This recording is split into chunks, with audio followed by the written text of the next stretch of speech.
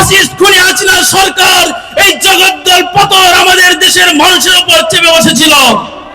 আসসালামু আলাইকুম ওয়া রাহমাতুল্লাহি তাআলা ওয়া বারাকাতুহু। নহে সমাপ্ত কর্মমোদের অবসর কথা বিশ্রামের, উজ্জ্বল হয়ে ফোটেনি আজও সুবিমল জ্যোতি তাওহীদের। বাংলাদেশ জামাত ইসলামী লালবাগ থানা কর্তৃক আয়োজিত আজকের এই বিশাল কর্মী এবং সুধী সমাবেশে সম্মানিত সভাপতি উপস্থিত হয়েছেন। আজকে এই বিশাল সমাবেশের সম্মানিত প্রধান অতিথি গণমানুষের সংগঠন বাংলাদেশ জামাত ইসলামীর কেন্দ্রীয় সহকারী সেক্রেটারি জেনারেল, ইসলামী ছাত্র শিবিরের সাবেক কেন্দ্রীয় সভাপতি মাওলানা রফিকুল ইসলাম খান ভাই, উপস্থিত অতিথিবৃন্দ, লালবাগ থানার জামাত ইসলামী নেতৃবৃন্দ, আজকে এই প্রোগ্রামে উপস্থিত বাংলাদেশ জামাত ইসলামীর কর্মী এবং সুধী শুভাকাঙ্ক্ষী বৃন্দ, সম্মানিত উপস্থিতি। জামাত ইসলামের স্লোগান আমাদের সকলেরই জানা, আল্লাহর আইন চাই, সৎ লোকের শাসন চাই। বিশ্বব্যাপী শান্তি এবং কল্যাণ রাষ্ট্র প্রতিষ্ঠার জন্য আল্লাহর আইনের কোনো বিকল্প নেই, সেটি আমরা অলরেডি জেনে গেছি।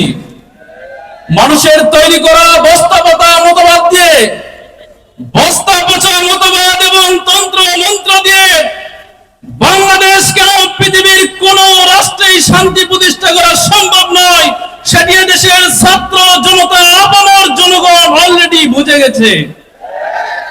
বাংলাদেশে যদি শান্তি প্রতিষ্ঠা করতে হয়, কল্যাণ রাষ্ট্র প্রতিষ্ঠা করতে হয়, আল্লাহর আইনের কোরআনের শাসনের কোন বিকল্প নেই।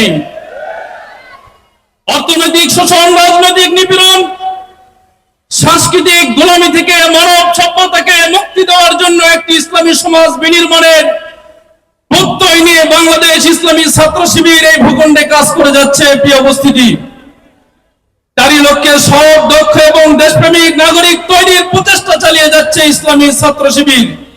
আমাদের এই প্রচেষ্টায় আজকের এই কর্মী এবং সুধী সমাবেশে সম্মানিত অভিভাবকদের প্রতি বিনীত আহ্বান জানাবো, আপনারা নিজেকে আমাদের সাইয়েদিনা হযরত ইব্রাহিম আলাইহিস সালাতু ওয়াস সালামের ভূমিকায় উত্তীর্ণ করেন।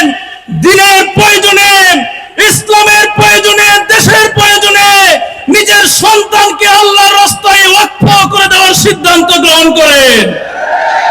আপনারা যদি নিজেকে ইব্রাহিম আলাইহিস সালামের ভূমিকায় উত্তীর্ণ করতে পারেন, কথা দিচ্ছি ইসলামী ছাত্র শিবির, এই তরুণ ছাত্র সমাজ ইসলামের জন্য, দেশ মাতৃকার জন্য জীবন দেওয়ার জন্য ইসমাঈল আলাইহিস সালামের ভূমিকায় আমরা উত্তীর্ণ হতে রাজি আছি ইনশাআল্লাহ। এই দেশ আমাদের, এই প্রিয় মাতৃভূমির প্রতি সকলের এই রক্ত চক্ষুকে আমরা কখনো পরোয়া করিনি, করব না ইনশাআল্লাহ। আমাদের এই মানচিত্রের চির দুশ্মন ভারতের এজেন্ডা বাস্তবায়ন করার জন্য 2006 সালে 28 অক্টোবরে লগি বইটা দিয়ে মানুষ পিটিয়ে আওয়ামী ফ্যাসিস্ট খুনি হাসিনা সরকার এই জগদ্দল পতর আমাদের দেশের মানুষের উপর চেপে বসেছিল। তাদের ক্ষমতাকে দীর্ঘায়িত করার জন্য পিলখানায় হত্যাযজ্ঞ চালিয়েছে, শাপলা চত্বরে আলিম ওলামাদের বুকে গুলি চালিয়ে হত্যাযজ্ঞ, গণহত্যা চালিয়েছে। জামাত ইসলামীর নেতৃবৃন্দকে ফাঁসি দেওয়ার মাধ্যমে হত্যাযজ্ঞ পরিচালনা করেছে। সম্মানিত উপস্থিতি, সকল গণহত্যার বিচার এই বাংলার জমিনে হতে হবে।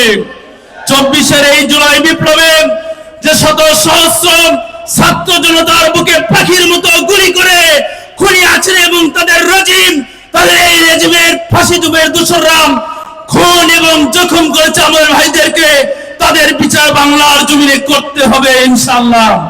আমরা চাই অতি দ্রুত বিচার আইনের মাধ্যমে বিশেষ ট্রাইব্যুনাল গঠন করে ইন্টারপোলের সহায়তা নিয়ে খুনি হাসিনাকে বাংলাদেশে টেনে এনে বাংলাদেশে এনে তার ফাঁসি নিশ্চিত করতে হবে।